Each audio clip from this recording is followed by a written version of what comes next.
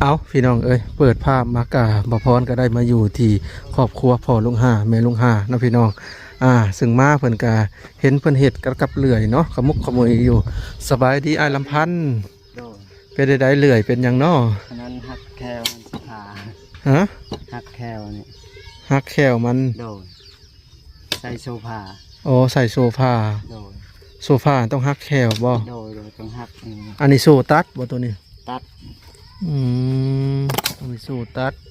เหตุผลที่ฮักเป็นเพราะอีหยังอยากให้อันซ่าอยากให้มันน้อยบ่อยากให้ร่องน้อยโดยให้ไวให้ไวน้ำมันบุเปลืองฮักตัวใดอ่ะนะหักไอตัวนี้จงว่าจะตัวนี้โดยเป็นเทคนิคทางสั่งเรือยนต์เนาะวันนี้ครบจวดบ่บัดนี้ไวมาแต่ใช้เอ้ยมาที่รถเต่ามาแต่หดน้ำเตาโดยจูดติดแล้วบ่เตาที่หนึ่งเจ้านะติดแล้วที่หนึ่งนี่ติดแล้วเนาะควันกลมๆอยู่เนาะติดไวเนาะประมาณมือที่สองก็เริ่มติดเลยโดยไม่เป็นบ่ไม่เป็นคืนนี่ฝนตกบ่ได้ตกตะวันนี่ไม่ได้ตกตะวันคึ้มมาอีกเลยที่ผ้าตัวได้ผ้าตัวนั้นบ่ผ้าที่บักไว้เป็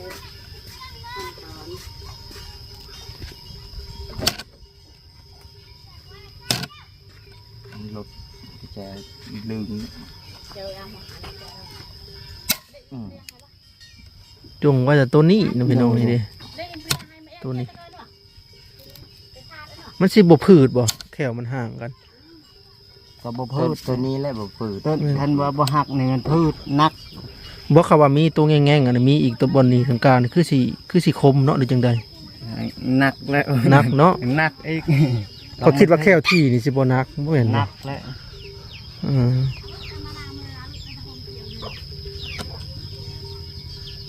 อันนี้สำหรับปาตัดบ่คอยคันตัดบ่ถนัดปานใดบ่คอยเป็นปานใด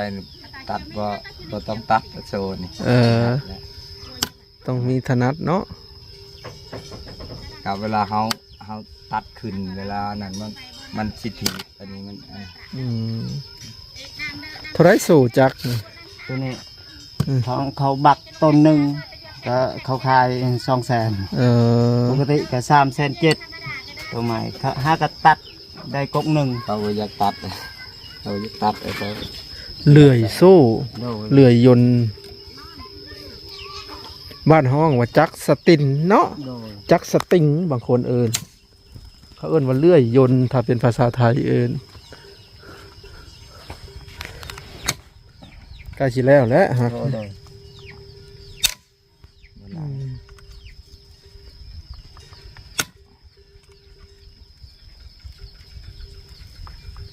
เจ้าสิมาปาดให้เพิ่นบ่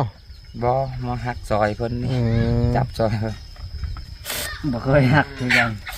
เจ้าก็บ่เคยหักแต่ก่อ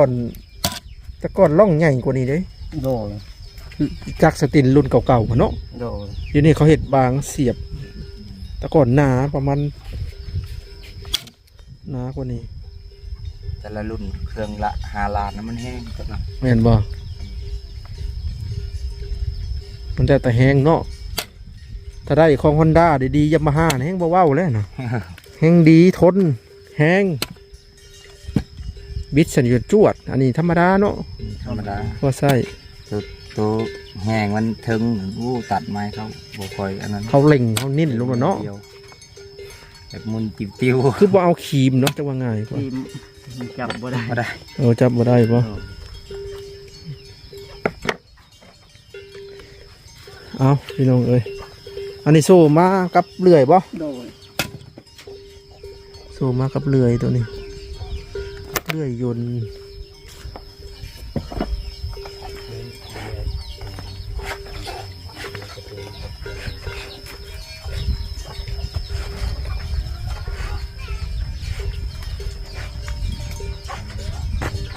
เพิ่นผ้าไหมเพิ่นกสิมาเห็ดตัวนี้ให้มันแล้วนะพี่น้อง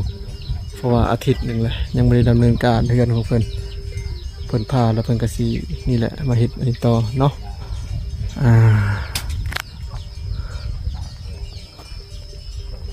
แต่ว่าเครื่องเฮือนเครื่องซ่านทั้งเพิ่นก็ได้แต่สำนีมาก่อนนะพี่น้องแต่ก็ยังบ่ทันได้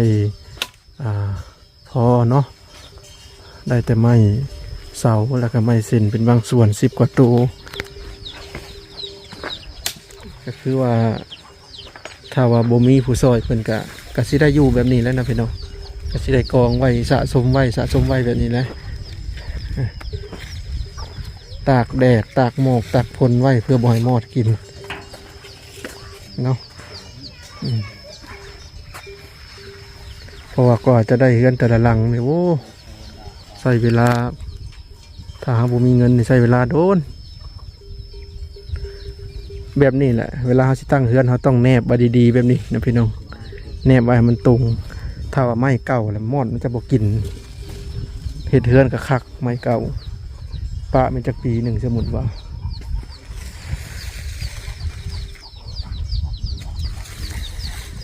บรรยากาศกระแดดคือเก่าพี่น้องเอ้ยโอ้อันนี้ก็ใกล้จะเต็มแล้วเนาะเพิ่นก็ขุดเสร็จเลยน้ำสร้างมันก็ต่อออกเรื่อยๆเนาะโอ้บนหักพี่น้องเบาแฮงพออิ่วแล้วอันนี้มึงเนี่ยก็เขาก็เคยเห็นว่าเบาที่สุดน้ำก็แห้งหนุ่มมือเดียวได้พี่น้องโอ้เบาเขาก็เคยเห็นน้ำสร้างเบาที่สุดถ้าเจาะลึกก็นักได้อันนี้คือพวกที่เจาะน้ำบาดาลเป็นบอกว่าถ้าเจาะห้องน้ำแล้วก็ประมาณ20 กว่าเมตรก็คือพอเลยได้เพิ่นว่าบ่ได้เจาะต่อเพิ่นว่าแนวนี้ได้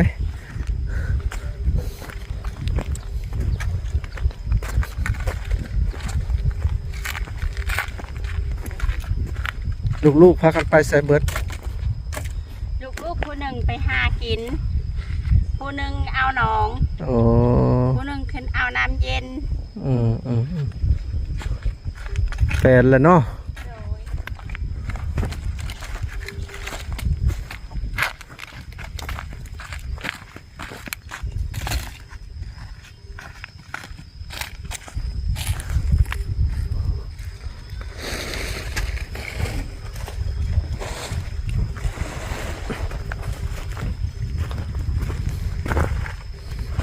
สรุปแล้วถมแล้วนะพี่น้อง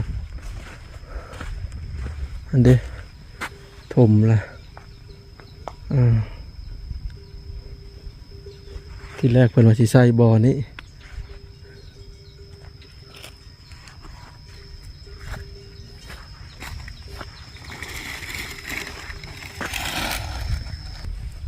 ก็คือเพิ่นปาดเองได้หรือว่าไม้ได้เมื่อวานเนี่ยบริหักสู่และปาดยากเนาะโดยพอสู่ตัดกับสู่ปาดคือกันเพิ่นว่ากับเพิ่นเทคนิคของไทยลาวเนาะก็คือทางบ้านเพิ่นถ้าว่าเฮาสิซอยมาเฮาต้องหักพันน้อยออกให้เบิดจงไปแต่พันใหญ่อย่างประมาณนี้โดยเพิ่นสิปาดเองเพิ่นโดย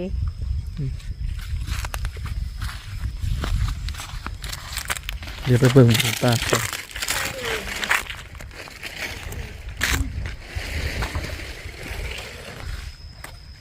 นี่ดินะพี่น้องเป็นปลาเมื่อวานนี่ก็บ่ค่อยตรงปานใดเนาะเพื่อก็เลยหักฟันน้อยออกเพื่อจะมันจะปาดคมเข่ากว่านี้เป็นว่าปาดออกนะต่อพี่น้องฮ้อนอะไรเบิ่งนี่แดดเปรี้ยงๆเลยนี่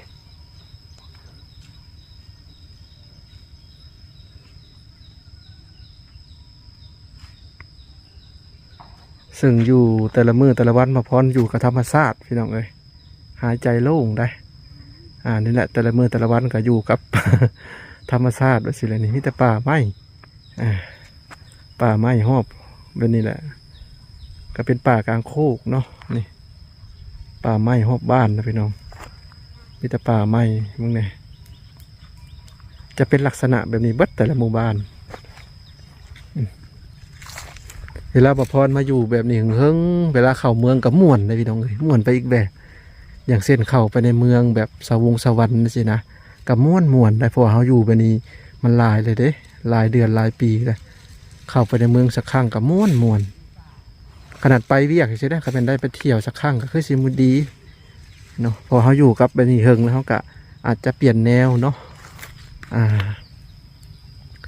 ซึ่งดอนนี่เฮ็ดออกได้พี่น้องเอ้ยยามเฮ็ดปวกนี่ออกคนว่าดอนนี่โอ้คืมพาคืมผล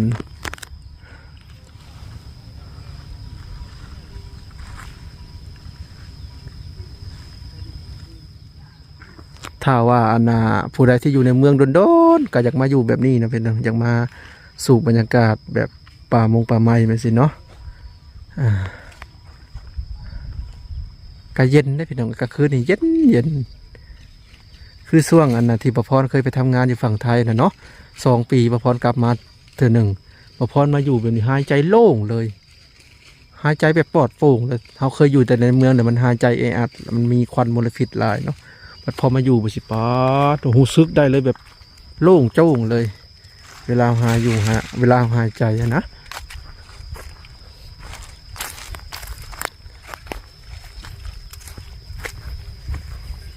เอาพี่น้องเอ้ยมาฟ้อนกาสิได้อันพอตัวกลับก่อนบัดนี้กลับก่อนเด้อแล้วกาสิถ่ายบรรยากาศให้พ่อแม่พี่น้องเบิ่งเนาะกาบ่พรบ่ได้กลับเมื่อทางครัวจมเด้อพี่น้องจะไปทางลัดน้ำหลายบนหน้าเสือน้ำครัวจมนี่หลายพอมันตกอยู่ทั้งนั้นเด้จากนี่ไปประมาณ20-30 โล40 โลแล้วมันก็ราคาไหลลงมาเลยตกแต่เมืองพีนบ่สิประมาณนั้นแหละเมืองพีนบ้านนาทองเมืองพีนน่ะตกอยู่แถวเมืองนั่นพุ่นแหละและความก็บ่ได้แถวนี้มันตกก็ตกบ่แห้งตกอยู่บนอื่นน้ามันก็ไหลนึงไปทางลัดไปได้อยู่ถ้าพ้นบนโต๊ะเขตเท่านี้ถ้าว่าพ้นโต๊ะเขตเท่านี้ก็ไปบ่ได้อยู่ดีทางลัดทางลัดก็ต้องความห้วยใหญ่ทางลกโคเขกเปื้อนแหงหลายคนก็อึ้งพ้นบนโต๊ะขันน้ามันวุ่นอยู่ในครัวจมว่าพอก็จะไปทางลัดอ้อมคือว่าแหละทางก็ยากได้ขนาดรถวิบากก็ยังไปยากนะทางลัดก็ได้อันนี้บืนไปนะพี่น้องซึ่งประพรกะยำพ้นกะความฝันก็จะได้รถวิบากหากผมมีเงินซื้ออยากได้มาตั้งเฮิงเลยเหมาะสมรถบีบากอยู่ทางพี่นะครับคืออยู่ฝั่งไทยนี่สิมีปัญญาอยู่นะพี่น้องคือฝั่งไทยนี่เท่าได้รถบีบากมือสองก็50,000ก็ได้เลยอยู่พี่บ่ได้ได้มือสองอยู่พี่บ่ได้มือสองอยู่พี่เท่าไร120,000 30,000โดยมือ1เท่าไรมือ1 180,000เกือบ200,000 CRF 300นะโดยถ้าคืออยู่ฝั่งไทยนี่ก็ได้แล้วพี่น้องเลยก็รถฝั่งไทยราคาถูกอยู่โดยรถเว็บนี่บ่ได้มันหมุนเบิดแพงทางร้านมันต่ำเสื้อพวกแฟลิ่งสุดเสื้อสุดซีมันไปเบิดกรุงเทพประเทศลาวนี่มันจะทึกผูกเครื่องอย่างมันก็ทึกเคยว่ามันบ่ทึกแถบประเทศลาวนี่มันจะแพงกว่าไทยบ่ได้ถูกแล้วโดยสิ่งของแพงโดยไผว่าถูกก็สิถูกกับของอยู่ของกินโดยของอยู่ของกินที่ในประเทศตัวเองถูกอยู่โดยถ้าเป็นของที่แบบน้ำเข้าน่ะบ่ได้ถูกจักดีเลยแพงสุดๆโดยรถมอเตอร์ไซค์จะฮู้บ่รถเว็บ110i นี่อยู่ฝั่งไทยเท่าใด 30,000 40,000ก็ยังถูกเนาะ125ก็อยู่ฝั่งไทยเท่าใด 50,000 กว่าบาทตัวท็อปอยู่ลาวเท่าใดอยู่ลาว 90,000 บาทโดยจะคิดเอาราคาอันนั้นรถอีแตนเท่าไรรถอีแตนอยู่ไทยกับประมาณ50,000อยู่ฟรีเท่าไร100,000 บาท 8-9,000โดดมาให้อายไหมพี่ไม่ยังนะเพิ่นเอาน้ำเย็นมาให้กินโดยน้องสีพัดจันทร์น้ำเย็นเนี่ยคือไปเอาน้ำอยู่เพื่อนญาติพี่น้องเพิ่นมีตู้เย็นแม่นบ่โดย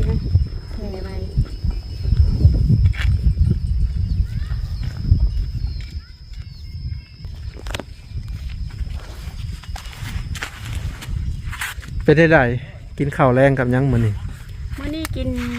แกงดอกไม้เหมือนเดิมเมื่อวานก็กินแกงดอกไม้ไอ้นั่น ขอบใจเด้อ สวัสดี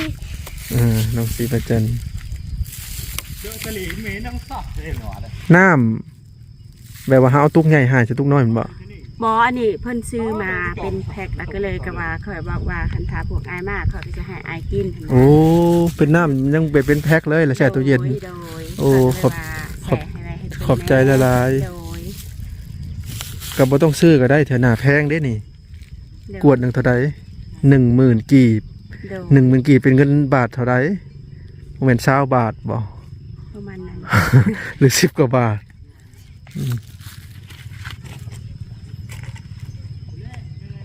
เป็นได้น้องสีประจันมื้อนี้เฮ็ดหยังมื้อนี้ โคตรเต้ากะเฮ็ดไปเรื่อยๆพวก ไปอันนี้จะว่าจะเก็บแล้วจะจูดทิม จูดเป็นปุ๋ยในนาเลยเนาะ โดย น้องสีประจันก็จักปีเลย 11 ปี แม่นบ่11 ปีใหญ่ปานนี้เพิ่นบ่บ่แม่น12 13แล้วบ่เกิดปีพันเท่าใด2000เท่าใด ก็จำไม่ได้อ่ะ น้องสีประจันจื้อบ่บ่จื้อปี2011 12บ่ ประมาณนั้นก็ไปจี 11 ปีบ่แม่นนะข่อยเดาใน13นะ13 54นี่แหละ น่าจะประมาณนั้นนะ จื้ออายุตัวเองบ่ได้ โดย คือเจ้านี่ก็บ่ฮอดได้40เจ้านี่อยู่ระหว่าง30ไปเพิ่นหนุ่มก็ค่อยอีกจักว่า28 29บ่จ๊ะ ประมาณนั้นแหละค่ะ แต่ว่าเฮ็ดเอียกนักมันก็เหมือนแบบคนแก่ไป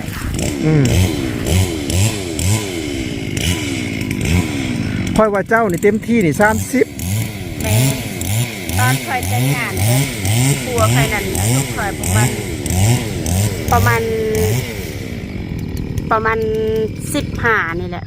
ส่วนจะแต่งงานฮะ โดย อ๋ออ อายุยังน้อย ส่วนหลายคนเฮานี่ถูกเวียกลานี่อายุยังหนุ่มๆอยู่แต่ว่าหน้าแก่เลยพี่น้อง โด เอ้ย ย ค่อยว่าเจ้านี่28 29บ่29ก็30 31 32 33 34 35นี่แหละไปเนาะ โดย นั่นได้พี่น้องเอ้ยแต่ว่าคนที่อยู่ในเมืองเพิ่นออกกำลังกายบ่อยๆก็อายุเพิ่น40ก็ถือว่ายัง30เด้ โดย เป็นหนุ่ม โดย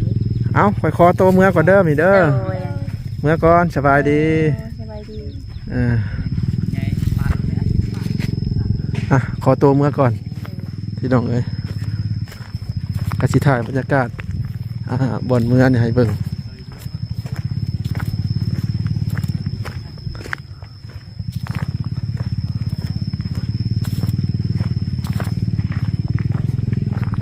ซึ่งในคลิปของมพรนี่ก็อาจจะเว้าเรื่องนอกเรื่องแน่นะพี่น้องผสมผสานกันไป ถ้าว่าสิเว้าแต่เรื่องแบบเรื่องของเพิ่นโดยตรงกะบางที FC เพิ่นกะอาจจะบ่ค่อยปานใดเนาะก็เลยเว้านอกเรื่องผสมผสานกันไปในคลิปส่วนลายซองของมพรจะเป็นลักษณะแบบนี้ได้พี่น้อง และกาซองมพรนี่ก็อาจจะเว้าเรื่องเกี่ยวกับความเป็นจริงเข้ามาแทรกแซงแน่เนาะอาจจะเป็นลักษณะแบบสี่แต่ละซ่องกับบุคือกันเนาะแต่ว่าซ่องมาพรบุคลิกหรือว่าลักษณะก็เป็นประมาณนี้เนาะ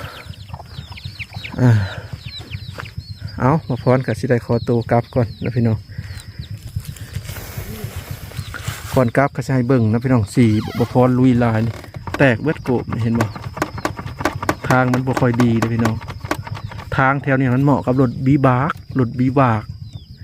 เนาะถ้ารถแบบนี้ครับพวกสุดซีแฟลิงนี่ไปเบิด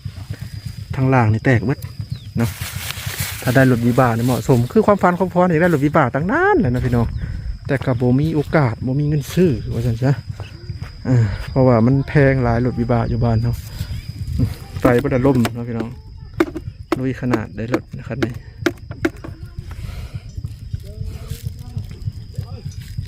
ชุดข้างล่างก็แตกหมดละหลุดใส่งานปกติน้องๆนี่อันนี้ก็ไปหมดละ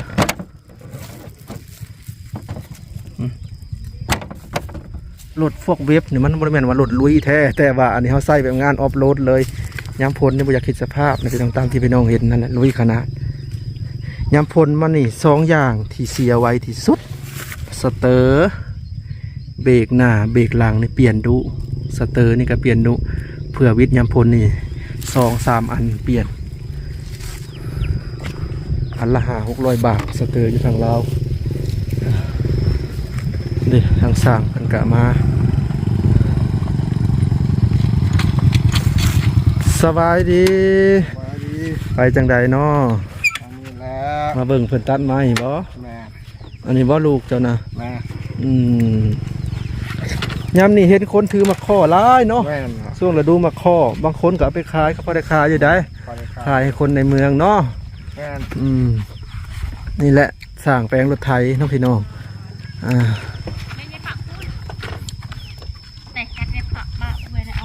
ข้างหน้าแล้ว ฮะ ออกดอกมา นาเจ้าเบาะค่อยก็กินมาแล้วอยู่เฮือนสาวจอม กินเลย อันนี้ กิน บ่ มาข้อนะแม่นแหละ กินลายกระเสียท้องเนาะ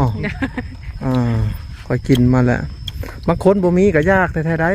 โดย มาข้อนี่ก็ได้ บางคนที่หน้าบ่มีต้นข้อหรือว่าบริเวณเขตแถวบ้านเพิ่นบ่มีต้นข้อก็ค่อนข้างจะยากอยู่ข่อยก็เห็นได้เวลาข่อยไปหันไปนี่กระทงละ10,000 กีบ โดย ก็พอซื้ออยู่ดอกเนาะ ซื้ออยู่แม่ มาปึ๊ด น้าเจ้าอยู่ไสซะเจ้า มานี่รถนะ บ่ได้ไกลกันเนาะเพิ่นก็อายุเท่ากันกับข่อยได้อเจ้าเนาะ แม่ อันนี้แกน้อง 30เกิด1995บ่ ประมาณนี้แหละเป็นน้อง แต่ว่าเจ้าเบิ่งข่อยด้วยจะเบิ่งข่อยกับเราพระจะอายุหลายกว่ากัน ก็เท่ากัน เท่ากันบ่ โดย จะปีแล้ว ข่อย31เด้31ทวนแล้วเด้โอ้เกิดปี1995 อยู่ในสมโนกับ31กันแหละค่ะ บ่ยันว่าอยู่ในสมนูน่ะมันโกงอายุกันได้ บางคนใส่ลื่นใส่เกินก็มี แล้วยามันโกงแหละ แต่ว่าต้องถามพ่อแม่ที่เพิ่นบางแต่ว่าพ่อแม่ข่อยน่ะเพิ่นจดไว้ได้ โดย จดไว้ใส่ใบเก่าๆไว้1,900ท่านน่ะ เนี่ยกิน ข่อยยังบ่ทันอยากข่อยสิมื้อหนึงเข้าคือกันได้ นั่งเลยมีว่ากี่ล้อ ข่อยสิมื้อหนึงเข้ากันคู่มื้อหนึงเข้ากินเอง กะกว่าจะติดกะใช้เวลาเกือบชั่วโมงดังไฟก็ได้ มันพื้นเปียก หรือว่า พื้นเนี่ย ใส่ยังเอาพื้นนี่ไปดัง ใช้คืนนั่นแหละข่อยก็เลยว่าบ่มีบ่หม้อไฟฟ้าเสียบไฟแล้วก็หนึ่งคือสิดีว่ะอยู่คนเดียวเนาะถ้าหาสิดังไฟก็โอ้ยใช้เวลาเป็นชั่วโมงเพื่อแล้ว นี่เห็ดมันได้ตีดอกเดียว อืม ไปแต่ละบอนนะ เฮ็ดหยังเนาะเฮ็ดปวก เห็ดปวก คนบ่ดีก็ออกบ่ลำตอมแต้มเนาะ โดยบ่แม่นปีกายนี่แหละปีกายนี่มันออกแล้วป้ออ้าว สม่ำเสมอเนาะ ได้ซ้ำนี่ เฮ็ดหยังซะอันนี้ เห็ดเพาะ อืม กินว่าเห็ดเพาะ จะกินมั้ยบ่ เฮ็ดเพาะ ปีลางอ้าวอีทงใส่เอานะก็ได้จะโอเคเอาถุงก่อน เจาะ เจาะถุง เจาะถุงเจาะตะงาเจาะอย่างอีกเจาะขู่เจาะเดอะ สิเป็นแล้วละถึงเนาะ คอยกำลังเฮียนภาษาจังเจ้าอยู่นะ บ่ คอยได้อยู่ประมาณ4-50 คำน่ะเด้คอยอยากเฮียนได้ภาษายังคอยก็อยากเฮียนเด้คือคอยมาอยู่แถวเขตแถวนี้กะ1 ปีหน่อยๆเนาะก็ถือว่าเฮียนฮู้เกี่ยวกับภาษาจังเจ้า แม่ เพื่อเพิ่นเว้ากันกับพังเริ่มเข้าใจหลายอย่างหลายเติบเลยเด้ ถ้าเป็นอยู่4-5 ปีข้างหน้าก็โย5-6-7-10 คำเลยเด้ แม่แล้ว เอาพี่น้องเอ้ยกะเว้าไปแห้งยาวเนาะสำหรับคลิปนี้ก็สิขอตัวลำลาก่อนพี่น้องเอ้ยไปก่อนเด้อ